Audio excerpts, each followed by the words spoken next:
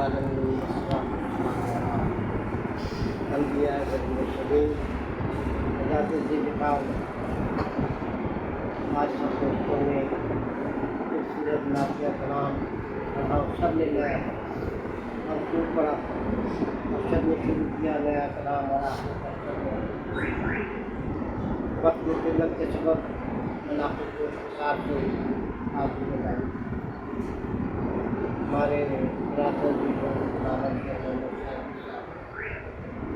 بہت خوبصورت مضمون کو لیا اور اچھے انداز میں اس کو آپ کو سمجھانے کی نہ صرف کوشش کی بلکہ کافی حد تک جسے کہنا چاہیے خوبصورت انداز میں حضرت عزیز صاحب ویسے تو پروگرام کے تحت آج حسین بن منصور علاج اللہ تعالیٰ شہادت کو مکمل کرنا تھا، لیکن میں انشاءاللہ یہ کے بعد کروں گا کیونکہ آج سوموار کو وقت بہت زیادہ ہو جاتا ہے، دوستوں کی بات کرنی دو تین باتیں سے بس کرنی ہے۔ حضرت گرامی علامہ صاحب کی تشریف فرما ہے، آقا صلی اللہ علیہ وسلم دلوں کو افضل درجہ، اس کی تفصیل میں کئی سال بیان کرتا رہا ہوں۔ صرف عرض کرنا چاہوں گا کہ اللہ تبارک و تعالیٰ جب انعام فرمانا چاہے، فرمانے پر اسے کہنا چاہیے کہ صدا لگائے، تو بہت بڑا بدنصیب ہے کہ صدا پہ لگائے۔ میری بات سمجھ آ رہی ہے؟ تو یہ بہت بڑی بدنصیبی ہے کہ صدا پہ لگائے۔ میرے آقا کا جتنا بھی فرمان ہے وہ میرے رب کا، میرے رب کا فرمان، بات میرے رب کی ہے، زبان مصطفیٰ کی۔ وہ تو بات یہ ہے کہ جتنے بھی فضائل بیان کیے گئے ہیں ہمیں ان پر یقین کے ساتھ عمل کرنا ہے، یقین کے ساتھ ان کو تسلیم کرنا چاہیے اور اپنانا چاہیے۔ حضرات ذکر بات اصل میں یقین کی آتی ہے، تو آپ کو عرض کرتا چلوں کہ موسیٰ علیہ السلام کے زمانے میں دونوں بھائی تھے، ایک عبادت گزار تھا اور ایک لاپرواہ تھا، وہ کچھ بھی مطلب رغبت نہیں رکھتا تھا۔ موسیٰ علیہ السلام کا امت لیکن دیندار نہیں تھا، بڑا بھائی بڑا دیندار، چھوٹا بھائی بڑا، اور دونوں مچھیرے تھے۔ جب دونوں جا کے دریا میں جال ڈالا کرتے تھے، جو عبادت گزار تھا اس کی جال میں کبھی بھی 10-11 مچھلیوں سے زیادہ نہیں آئی، اور جو لاپرواہ تھا اس کو اتنی مچھلی ہوتی تھی اس کی جال میں کہ اس کو جال کھینچنا مشکل ہو جاتا۔ دوستو، ایک دن اس نے موسیٰ علیہ السلام سے شکایت کی اور کہا ہے موسیٰ اللہ کے نبی، جب آپ کوئی دور پر جائے تو رب سے کہنا کہ یہ کیا مسئلہ ہے کہ میں نیکوکار بھی ہوں، عبادت گزار بھی ہوں اور سب کچھ ہوں ہے، لیکن میرے ساتھ یہ ایسا سلوک کیوں ہے؟ ٹھیک کہ مطلب ہے جی کہ چند مچھلیوں کے علاوہ جال میں مچھلی ہوا۔ موسیٰ علیہ السلام نے کہا کہ ٹھیک ہے، اب جب اللہ کے پاس اللہ سے ملاقات کروں گا تو تیری درخواست وہاں پہنچا دوں۔ اس نے جب موسیٰ علیہ السلام نے رب کے سامنے یہ بات رکھی تو رب نے کہا اسے کہہ دو کہ یہ اللہ کی مسئلہ ہے، اللہ کی مسئلہ ہے، ٹھیک، لیکن ایک بات ضرور ہے، جب تم جاؤ گے وہ تمہیں ملے گا اور تم جب اسے کہو گے اللہ کی مصلحت ہے، وہ جو کچھ کہے وہ اپنی جگہ بات ہے، لیکن اس سے ایک بات ضرور کہنا، اسے کہنا میں نے کوہ طور پہ دیکھا کہ سوئی کے ناکے میں سے اونٹ گزرا۔ سوئی کا ناکہ جانتے ہیں کسے کہتے ہیں؟ سوراخ، سوئی کا جو سوراخ ہوتا ہے، تو سوئی کے ناکے میں سے اونٹ گزرا۔ تو دیکھو وہ کیا جواب دیتا ہے، اور پھر وہاں سے ہو کے اس کے بھائی کے پاس چلے جانا اور اس سے بھی یہی بات کہنا، تو دونوں کا جو جواب ہو پھر وہ کیا ہے؟ یہ رب کہہ رہا، رب کو نہیں پتا تھا وہ کیا جواب دے رہا، لیکن یہ ہمیں سمجھانے کے لیے بات، بھائی رب کو تو پتا تھا ان کے دل میں کیا، انہوں نے کیا جواب دیا، لیکن یہ بات تو ہمارے سمجھانے کے لیے۔ تو دوستوں موسیٰ علیہ السلام گئے جب رب نے یہ کیا نیچے اترے اتفاق سے وہ پہلے اٹھا کر گیا. وہ کہنے لگا موسیٰ اللہ کے نبی آپ نے رب سے میری بات کی؟ انہوں نے کہا. رب نے کہا کہ اللہ کی مسئلہ ہے وہ جو بھی چاہے کرے. تو وہ غصہ کر گیا. کہنے لگا جی یہ کیا بات ہے؟ صبح شام میں عبادت بھی کرتا ہوں، یہ بھی کرتا ہوں، یہ بھی کرتا ہوں، اور مطلب ہے جی کہ پھر اس کے باوجود میں جی یہ جو بات. تو موسیٰ علیہ السلام کہنے لگے اس بات کو چھوڑ مجھے پتہ کیا ہوا. میں کوہ طور سے اتر رہا تھا تو میں نے سوئی کے ناکے میں سے منہ گزرا. کہنے لگا جی اللہ کے نبی کیسی بات کر رہی ہے، کیسے ہو سکتا ہے کہ اونٹ کے مطلب سوئی کے ناکے میں سے اونٹ گزرا. اس نے کہا یہ ہو ہی نہیں سکتا. آپ نے جواب سنا، آپ چلے. اس کے دوسرے بھائی کے گھر گئے، وہ گھر کے باہر کہیں سے آ رہا تھا. اسے دیکھا اللہ کے نبی آ رہے ہیں. اس زمانے میں تھوڑے تھوڑے فاصلوں پر گھر ہوتے تھے، جڑے ہوئے ہوتے تھے کہ یہی نہ پتہ چلے کہ میرا مہمان آ رہا ہے یا آپ کا مہمان آ رہا ہے. یہ ایسے ہی ہے، دور دور گھر ہوتے تھے. تو اسے پتہ چل گیا کہ میرا مہمان آ رہے ہیں، اللہ کے نبی میرے گھر آ رہے ہیں. تو بھاگا آیا، اس نے قدم بوسی کی. کہنے لگا اللہ کے نبی اس گناہ گار شہزاد کے خلاف آپ نے فرمایا چل میں تیری گھر. اس نے جلدی سے صفائی کی، صفائی کر کے کپڑا بچھایا. ٹھیک ہے جی، کھانے کا اہتمام کیا اور ہاتھ جوڑ کے وہ کھانا. جب موسیٰ علیہ السلام کھانا کھا چکے تو کہنے لگے یار میں کوئی سے آ رہا ہے، میں نے وہاں یہ دیکھا کہ سوئی کے ناکے میں سے اونٹ. تو وہ مسکرا کے کہنے لگا اللہ کے نبی کیسی بات آپ کو ہے؟ بات یہ ہے کہ رب کریم جو قادر و قدیر ہے وہ سوئی کے ناکے میں سے ساری کائنات کو گزارتا ہے.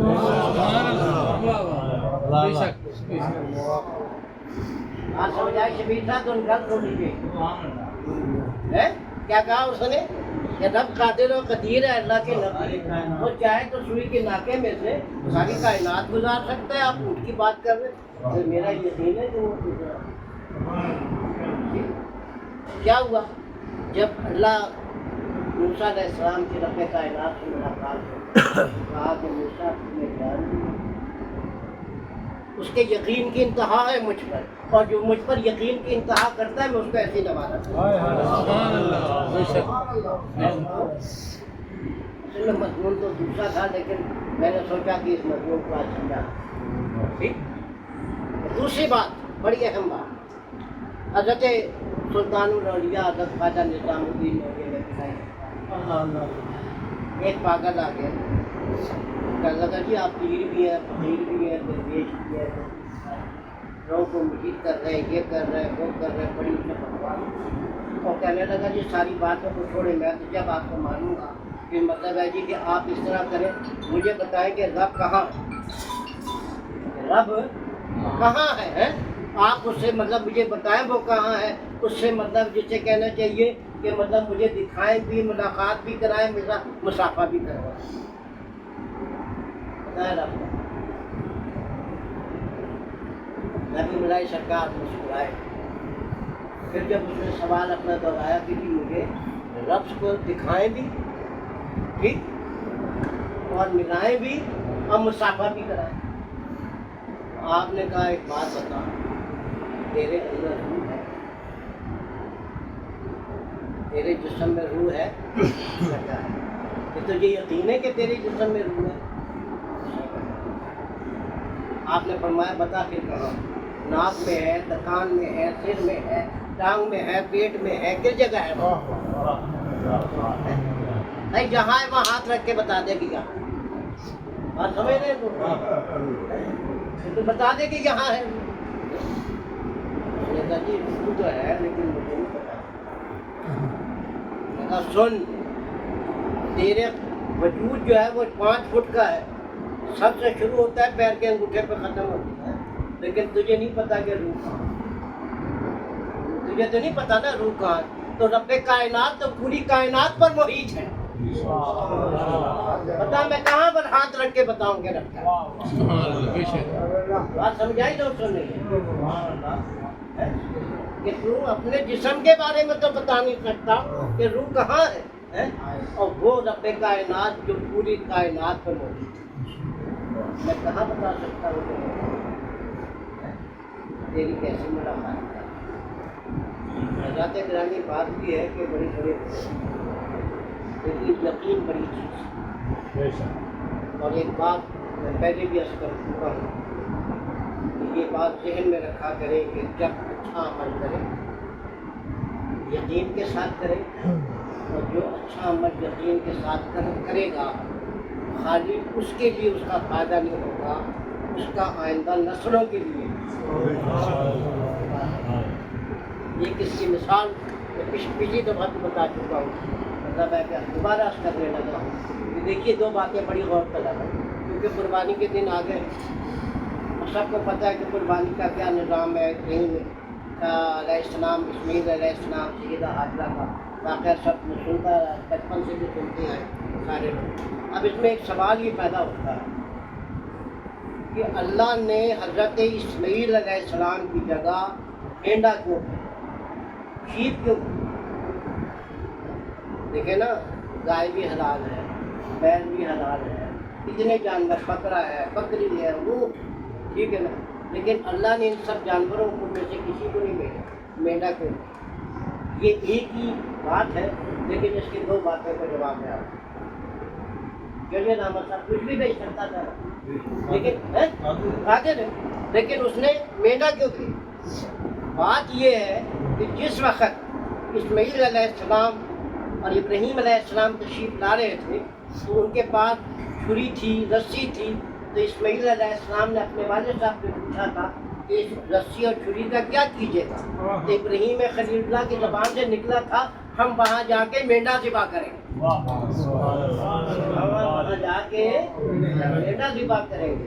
تو رب اپنے نبیوں کی زبان سے نکلی ہوئی بات کو کبھی غلط بات سمجھ آ رہی ہے کہ کبھی غلط نہیں ہو، کیونکہ ابراہیم علیہ السلام کی زبان سے مینڈا نکلا تھا تو لہذا اللہ نے مینڈا ہی بھیجا، کیونکہ اپنے نبی کی بات کو کبھی غلط نہیں. اگلی بات دیکھیے، یہ مینڈا کون سا تھا؟ ابھی سوال تو سن کے مینڈا آیا. یہ مینڈا وہ تھا جو سب سے پہلے کائنات میں آدم علیہ السلام کے بیٹے نے اللہ کی راہ میں قربان. اللہ نے اس کی قربانی کو زندہ کر کے اس مینڈے کو باغ جنت میں چرنے کے لیے چھوڑ دیا. وہ صدیوں چرتے چرتے چربی کا پہاڑ بن گیا. چربی کا پہاڑ تھا، اس میں ہڈی نام کی کوئی چیز نہیں تھی جب بنایا. ٹھیک، وہ اتنا صدیوں جنت باغ جنت میں چرتا رہا. ٹھیک، تو جس وقت اسماعیل علیہ السلام کے لیے بھیجا تو اللہ نے اس مینڈے کو بھیجا. اس مینڈے کو میری بات تو سمجھ جا رہی ہے، اس مینڈے کو بھیجا تھا.